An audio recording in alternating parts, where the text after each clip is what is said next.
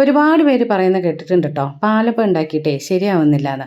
അപ്പം ഈ ന്യൂ ഇയറിലേ നമുക്കൊന്ന് മാറ്റി പിടിച്ചാലോ? ഈ അരി അരയ്ക്കും കുതിർത്തും ഒക്കെ ചെയ്യാതെ ഈസി പാലപ്പം പൊടി എടുക്കാം. അപ്പം മേളത്തിൻ്റെ പാലപ്പം പൊടിയാണ് കേട്ടോ ഞാനിവിടെ എടുത്തേക്കുന്നത്.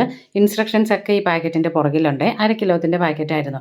അപ്പോൾ അതിലേക്ക് ഒരു 3 ടേബിൾ സ്പൂൺ പഞ്ചസാരയും 1/2 ടീസ്പൂൺ ഉപ്പും 1.5 കപ്പ് വെള്ളവും 1.5 കപ്പ് തേങ്ങാപ്പാലും കൂടെ ചേർത്തിട്ട് മിക്സ് ചെയ്തിട്ട് എടുക്കുക. അപ്പോൾ ഇതിനകത്ത് ചെറിയ കട്ടകളൊക്കെ ഉണ്ടാവുകയെ, അത് കുഴപ്പമില്ല. മിക്സിക്കകത്ത് നമുക്കൊന്ന് അടിച്ചും കൂടെ എടുക്കാനുള്ളതാണ് കേട്ടോ.